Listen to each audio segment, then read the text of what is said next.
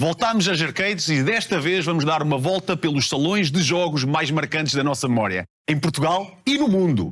Este é o Retro Gamers.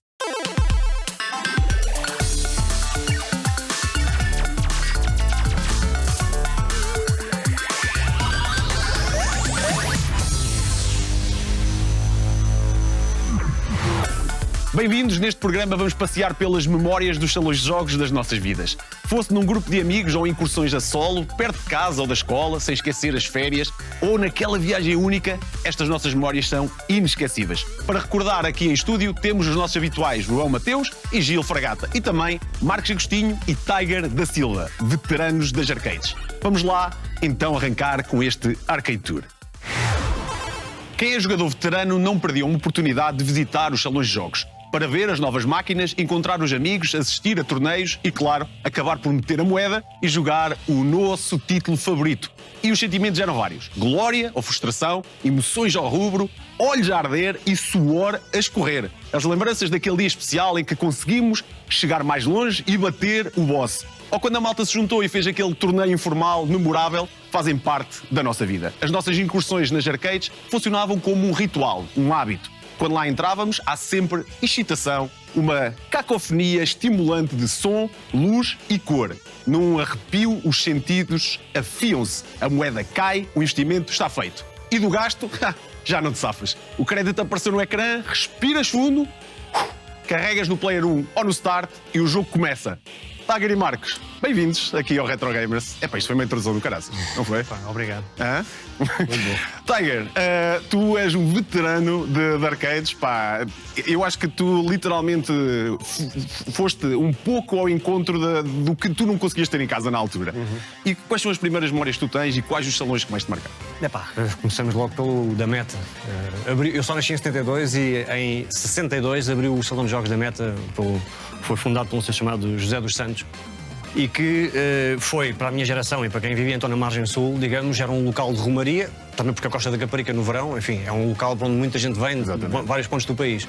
E essas são as minhas primeiras memórias. E realmente entrar no salão de jogos acompanhado, porque eu era muito miúdo ainda, do meu pai ou do meu tio, e ver aquela mistura ainda no início, early 80s, ainda de máquinas eletromecânicas, máquinas de vídeo já mais modernas e ainda os salões de jogos, metade deles eram forrados a pinball. A pinball, exatamente. Ou seja, mas aí tu estás a falar de uma coisa que eu acho que as pessoas hoje em dia não têm muita noção, mesmo quem apanhou já a última geração de arcade, já apanhava muito as máquinas digitais e não tão as físicas. E nessa altura, então, o som, aquele ambiente de entrar no arcade era completamente diferente. Completamente. Até porque havia um certo mood, um certo feeling. Nós, quando íamos a caminho aquilo já estava bem movimentado e já o ouvias na rua. Tu realmente arrepiavas-te e quando chegavas, o que é que vai acontecer hoje? O que é que tu vais ver hoje que ainda não viste? Ou que máquina é que chegou que tu nem sequer imaginas, nem sonhas que... Não havia internet, quer dizer, não. As coisas eram efetivamente uma novidade quando apareciam, não é? Porque mesmo com a internet hoje em dia conseguimos ter acesso a visualmente o que é que acontecia lá. Agora aquele feeling é completamente diferente. E aqui o Marcos, bem-vindo de volta aqui ao programa. Obrigado. Epá, tu tens uma experiência um pouco diferente porque tu basicamente estavas em Nova Iorque com acesso a jogos que nós cá nem sonhávamos na altura. Sim, um bocado daquilo que o Tiger estava a dizer. Ainda antes de entrar para a porta, falo por mim, falo para a malta que eu conhecia, já começava a surgir aquela adrenalina, porque já estávamos a ouvir, já sabíamos porque é que íamos.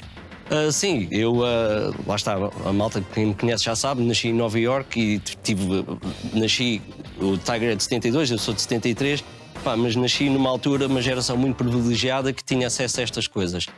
Como estive cá no programa anterior, tinha as minhas consolas em casa, que já falamos sobre isso, mas entretanto os arcades era sempre aquela maneira de conhecer novidades e coisas que ainda não havia ou tínhamos acesso em casa, por isso era uma forma de conhecer as novidades e experimentá-las e foi muito fixe. E que salão de jogos é que tu tens de tirar?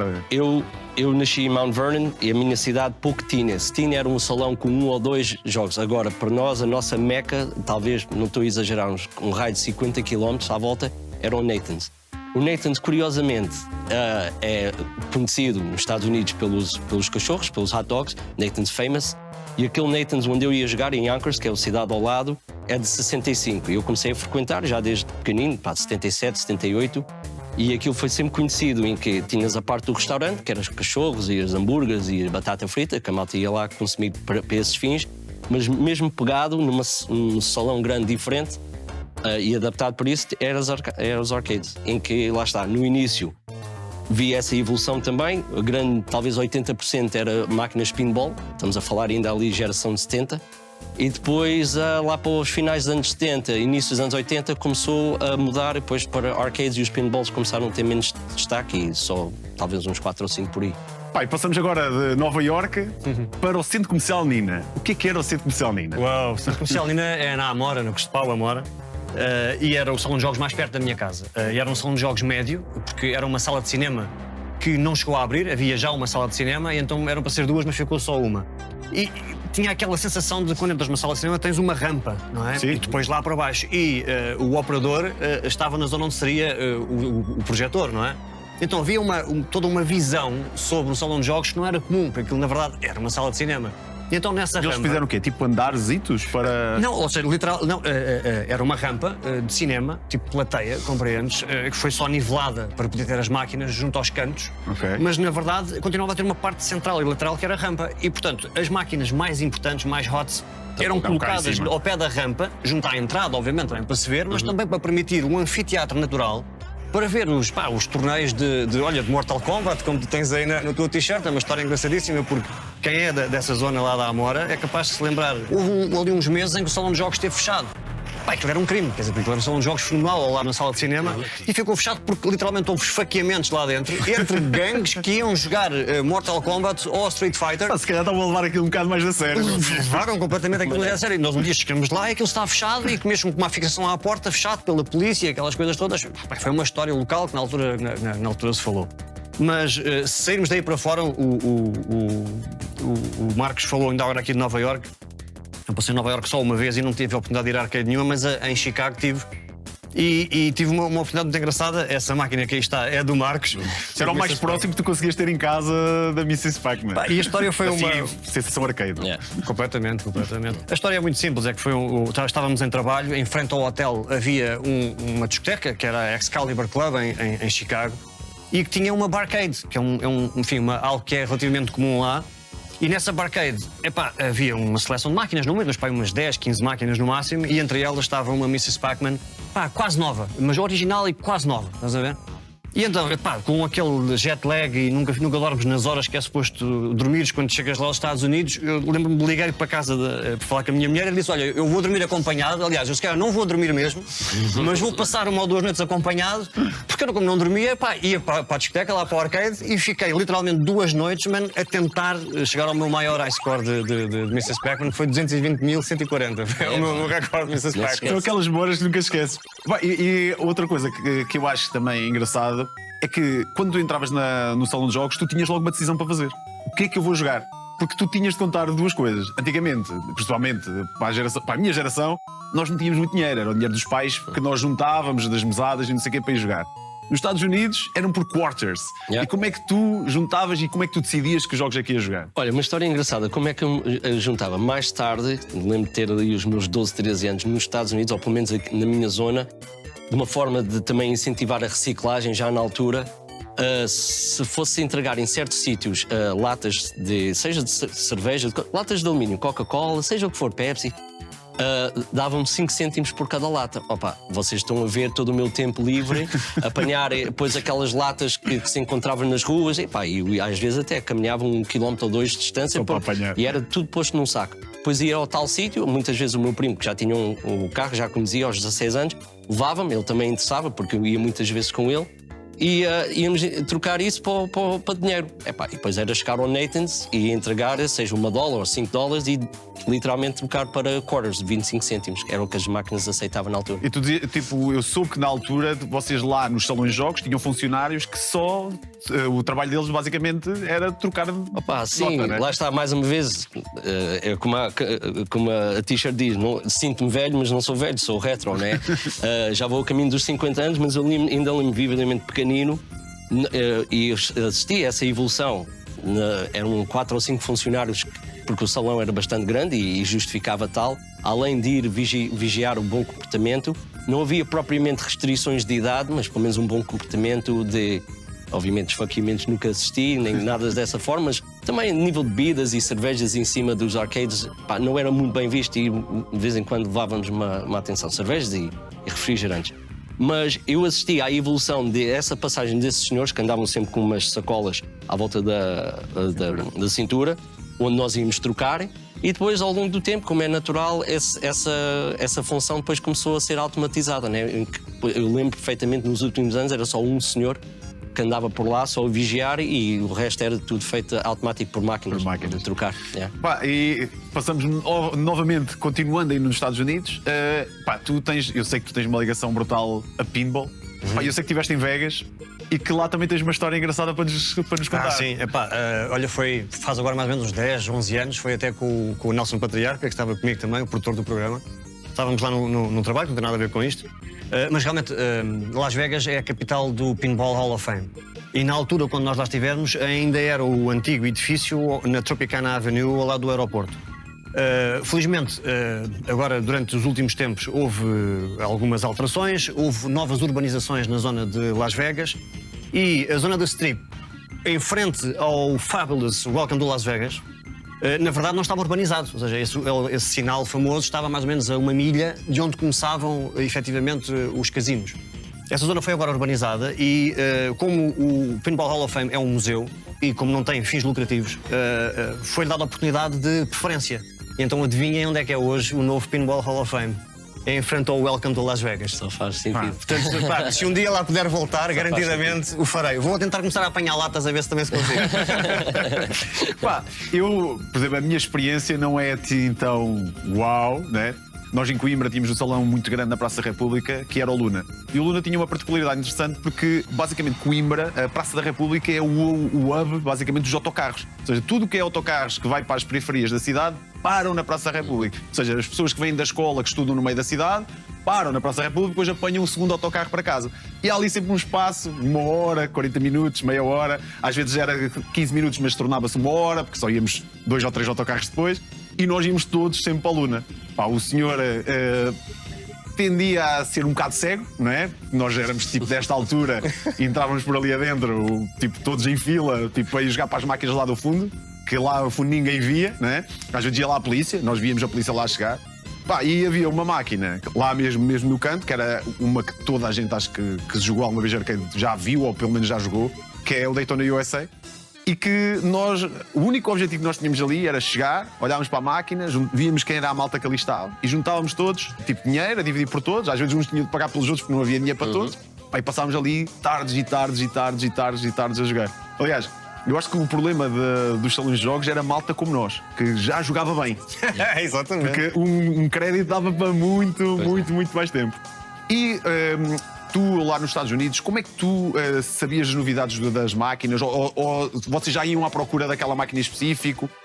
Como é que isso funcionava?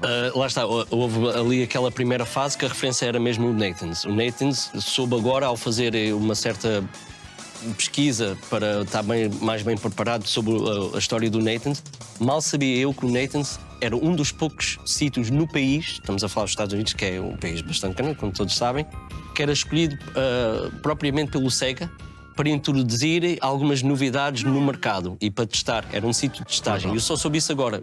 Na minha altura, eu chegava lá e via um Afterburner, pensava tipo, uma novidade, mas mal sabia que era talvez o único Afterburner, ou um dos poucos, naquela altura no país. Mas eu ia... É um privilégio ao alcance pouco. Sim, quem diz Afterburner diz o Outrun, diz... Sim, mas tu estás a falar, não sabias novidade, mas também sem internet era difícil tu conseguires saber esse tipo de coisa. O que é que acontecia? Nos Estados Unidos, também muito ligado ao marketing, começou a haver revistas de computadores, revistas assim de parte eletrónica. Havia sempre uma maneira de fazer um subscription, de uma assinatura para um newsletter. Eu lembro de ser puto já na altura e com os cupons mandava no correio para receber novidades também pelo correio, mas isto mais a nível de consolas e coisas assim. Era assim que eu recebia novidades de fora. O resto, se querias saber... muitos dos esportes que tu tinhas em consola vinham realmente de jogos arcade. Sim. Pai, tu estavas a falar da Sega. Pai, eu acho que tu foste ao Sega World em Londres. Uau. Isso foi memorável. Foi pena que durou pouco tempo. O Sega World de Londres esteve aberto para aí 6 anos, 7 anos no máximo. E já era num local onde já tinha tradição. Era o Centro Comercial Trocadero, em Piccadilly. que era o local do Funland, que era o maior salão de jogos de Londres, um salão de jogos também com 2 caves e com pista de carrinhos de choque, com bowling, com the works, as máquinas de dança que nós não víamos em mais lado nenhum, os super outruns com king size, pronto, esse tipo de salão de jogos. Mas realmente o Sega World, quando surgiu, nós próprios pensávamos que aquilo é uma extensão do Funland. Mas não era, ou seja, continuava a haver o Funland Salão de Jogos no Trocadero, mas depois o 3º, 4º, 5º, 6º e 7º andar do Trocadero foram transformados no Sega World. E, pronto, aquilo era um conceito que não vingou cá, ou seja, tu pagavas um fee de entrada, um ticket, pronto, e depois as máquinas estavam todas em free play. É uma loucura por um lado, mas numa cidade como Londres, que era o epicentro, sim, isto é do tempo em que alguém ainda queria ir a Londres, peço desculpa. Mas Londres naquela altura era o epicentro da Europa, nesse sentido, e aquilo era uma cidade com muito turismo, e portanto aquilo não funcionou, porque havia pessoas que simplesmente lá, né? compravam o bilhete às 9 da manhã, quando aquilo abria, sentavam-se em cima de uma máquina e não saíam de lá até fechar, e portanto aquilo arruinou o próprio conceito a determinada altura. Muito obrigado pela vossa presença aqui, foi incrível. Eu acho que nós podíamos estar aqui mais uma hora. Há mais. Fica a falar de arcades. Obrigado pela vossa presença. Em Portugal, cumprindo a lei de máquinas de diversão, todos os bares, cafés ou restaurantes podiam ter no máximo 2 jogos à exploração. Assim é típico nas conversas sobre máquinas arcade, lembramos-nos sempre daquele par de jogos que encontrávamos no café. Quando éramos mesmo miúdos, para a maioria, as máquinas nos cafés foram mesmo o primeiro encontro. Depois seguiam-se à descoberta e encontrávamos os salões de jogos. Nas décadas de 80 e 90, por todo o país, no litoral e interior, era fácil encontrar estes espaços forrados a máquinas de flippers e videojogos. Temos aqui connosco o Retro Stu e o Retro Raider para recordarem também os seus salões de jogos. Olá! Olá, my friend. É muito bom estar com vocês. Realmente, é verdade. Que salões aqui, tu que és ali do Oeste. Do Oeste Selvagem, é verdade. Que salões de jogos é que te lembras? Há 2 ou 3 que eu tenho que obrigatoriamente falar. Um que era extremamente difícil de entrar, pelos mesmos motivos que acabaste de dizer, que era o Cigano. Era um salão de jogos enorme na Lourinhã que tinha tudo e mais alguma coisa, mas que devido à idade às vezes entrávamos, às vezes tínhamos que andar a fugir, deves ter passado por essa experiência também. Sim. Andávamos a fugir e por vezes entrávamos lá. Outro seria no Trópicos, talvez um bocadinho mais velho, já era mais fácil lá estar. E o outro seria em Santa Cruz, que não tinha nenhum nome a não ser o Santa Cruz. Santa Cruz. Exato, O Santa Cruz ainda, há pouco tempo ainda estava a funcionar. Está ativo atualmente. Ainda está ativo? Está ativo. E que jogos é que te marcaram desses salões? Opa! Quais eram aqueles jogos que te faziam mesmo? Tenho de ir ali. Claro, era o King of Fighters, que nós logo aqui vamos entrar em discordância. Eu gosto muito do King of Fighters 98. Não, 97. 98. Isso não é conversa. 97. Isso não é. 98 tinha aquelas personagens todas, era extremamente divertido. Lembro-me de uma experiência mais engraçada, jogar Blood Brothers, que era uma versão do Cabal com cowboys, muito giro, muito apelativo. Eu lembro que gastei muita moeda nisso. Isso também. E eram moedas, na altura, 50 escudos, não é? 50 escudos. Ainda apanhei os 25 escudos, assim, aquela moeda grande, assim, mesmo pequenino, porque lá está, todas as terrinhas têm máquinas, não é? Então nós íamos para as terrinhas, ia à casa dos meus avós, ia aos cafés e tinha aquelas máquinas, aí não havia controle nenhum. Não é? Claro, exatamente. João, e tu? Bom, eu fui o das Amoreiras. Basicamente, as Amoreiras era o meu spot das quartas-feiras à tarde, que eu não tinha aula. Não tinhas aulas. As famosas quartas-feiras sem aulas de tarde. Exatamente. E então, ia tudo para as Amoreiras, porque geralmente o plano era almoçar por lá, cinema, mas onde é que a gente fazia tempo? Era no Salão de Jogos das Amoreiras. O que é que acontece? Eu tendo nascido em 88, eu era o puto. Só como eu sempre fui baixinho, eu cheguei a passar por irmão mais novo de malta que eram mais novos que eu. Só como eles eram altos, eu passava por lá e era aquela cena de andar a fugir ao Cota, que a gente chamava o Cota, o senhor velhote, que andava lá a tomar conta das arcades. Só que a cena engraçada é que, cá em cima havia uma mesa de snooker. E então o que acontecia é que ele deixava-nos a gente jogar no snooker, mas por alguma razão não nos deixava jogar nas máquinas das arcades. Então nós íamos aos grupos lá para cima, quando ele não estava a ver, vinhamos cá para baixo. Exatamente, ter moeda experiência. Sabes que eu até tenho uma história engraçada. Lá a pé da minha casa havia um salão de jogos assim muito pequenino e ao lado tinha uma padaria. E o homem da padaria era muito nosso amigo. E nós éramos todos criança. Então, o que é que, quando esse salão abriu, o senhor que abriu esse salão não era do bairro. Então, ele não nos conhecia. Então, nós falámos com o rapaz da padaria. Dizíamos assim: olha, nós vamos dizer que você é nosso pai, você acena com a cabeça, Claro. para ele nos deixar entrar. Mesma história do filho do padeiro, atenção. Exato. E nós fazíamos, literalmente, o filho Claro. do padeiro. Nós fazíamos isso, íamos ao homem, íamos lá e depois entrávamos todos. E onde é que íamos gastar dinheiro? No meu caso, pá, a máquina que eu acho que mais joguei de sempre, Cadillacs and Dinosaurs. Opa. Sim. Beat 'em ups era. É um Era uma clássico. febre. É um clássico. E o outro salão onde eu costumava ir era quando eu ia de férias para Idenha Nova, a terra do Boom Festival. Exato. Que é a terra da minha avó materna. Eu ia lá nos verões passar férias. Eles tinham lá um salão de jogos. E o que é que acontece? Epá, como estamos a falar de uma vila com 2.000 habitantes. Toda a gente se conhecia. Então deixavam os putos estar lá à vontade no salão. Exatamente. Foi lá que eu joguei algumas coisas como Metal Slug, possivelmente. Eu acho que foi o jogo que eu mais joguei em arcade, foi o Metal Slug. Puzzle Bubble Slug. também. King of Fighters. Qual é o Também teu joguei. King of Fighters favorito? Eu diria se calhar o 98.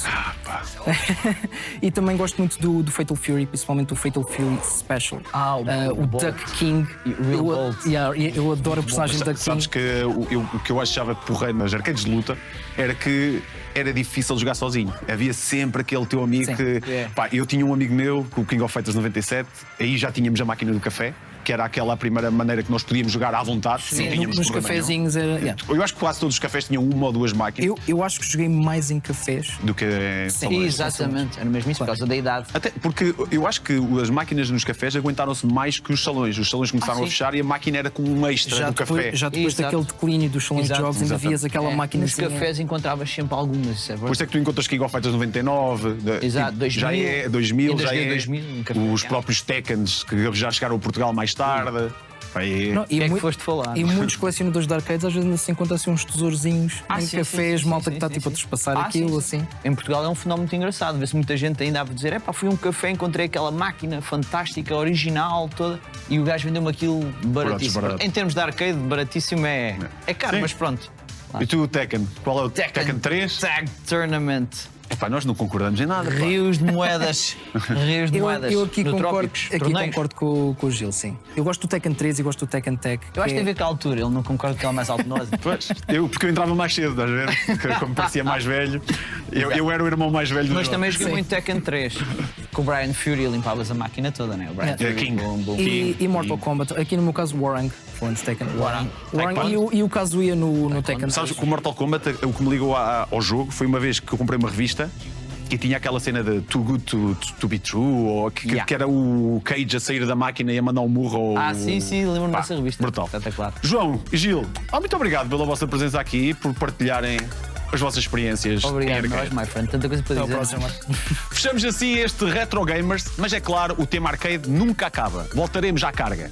Usem as nossas redes sociais para sugestões e comentários e até lá, divirtam-se a jogar.